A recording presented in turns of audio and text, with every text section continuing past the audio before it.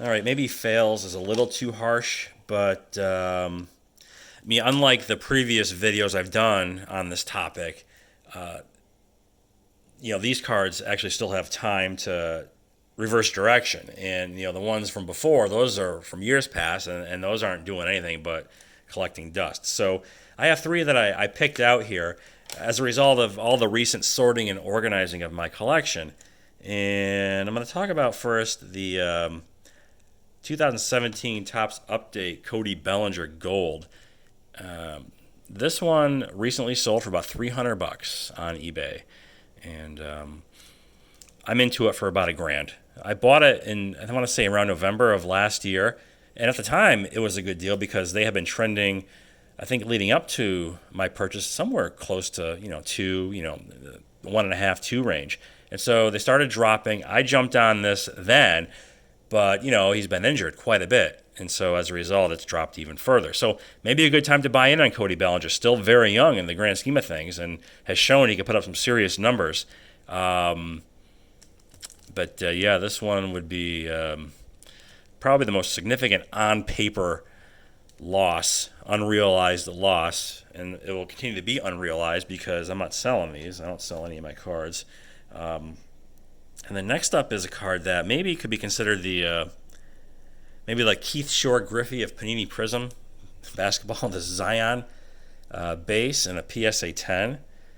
Ton of these out there in a PSA 10, and maybe a ton more to enter the market, assuming there's a substantial number at PSA currently. But yeah, I like this card. It's a nice looking card. I have been to it for $600, and at the time I bought it, I think it was March of last year. It went up to like 900, then down to 500, and up to 800. And so it's been on quite a roller coaster. But since settled into like around, I think a little under 4. And I think based on the number that are out there in 10, I think around $300 is a reasonable price for this card. Just my opinion. And how this came to be was I had purchased another card at the time, and it was the 97 Ultra David Ortiz, the higher end of the two flares. There's like the base flare, then there's the Ultra. And so this was the Ultra, and I paid $500 for it.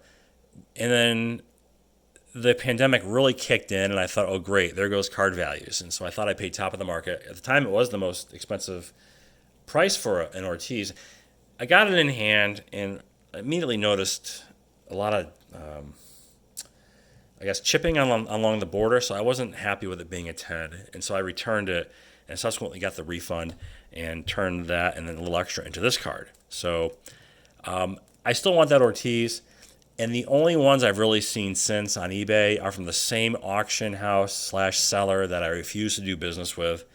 And over that period of time, they've gone up quite a bit and probably will continue to do so, especially as he approaches his Hall of Fame induction, which I think is a foregone conclusion. So anyway, Panini Prism Zion, pretty common card. I'm not sure if this one or that Luka Doncic card is the more insane print run, but certainly they're both right up there. And yeah, so there's that.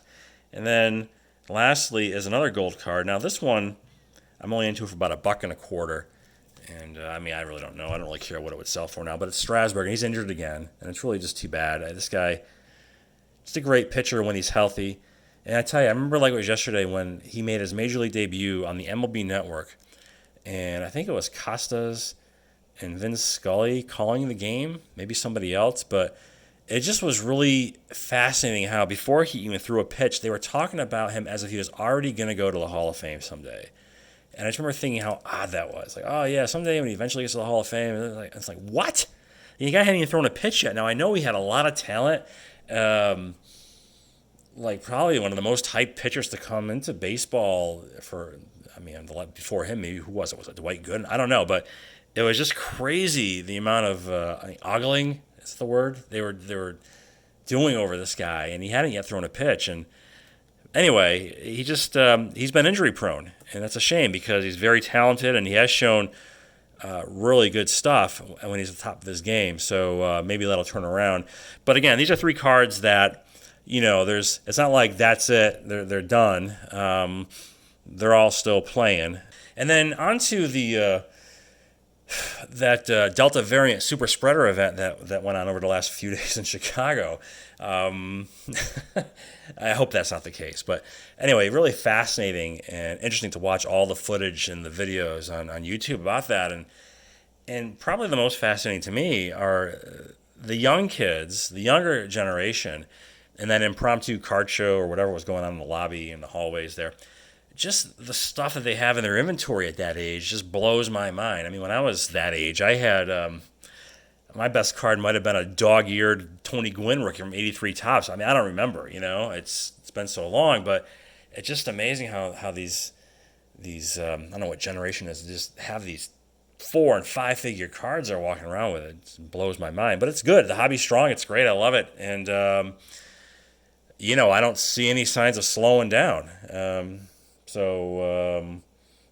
made me think of a news report or a news segment I saw many years ago. I want to say around 2008, and I was watching this on the New York news, and they're talking about cards, baseball cards, sports cards. And it was like, hey, remember when cards were great and everybody loved them and they were selling and they were so popular, and then here they are today, and they had this card show in some basement church, a church basement, and there's just people sitting around reading the papers. People were walking through and they were flipping through some binders, and it was just like, like not at all like it is today. And it's just interesting to see the swings of the card industry, because they're referring to in the late '80s and early '90s how everybody wanted to be into sports cards, and then the market crashed, and then it was like, hey, look where it is today. Well, now look where it is today. 13 years later or whatever it was, but.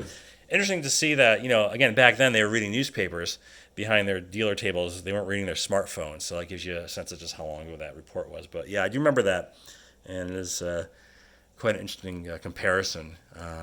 But anyway, that's all I got for you.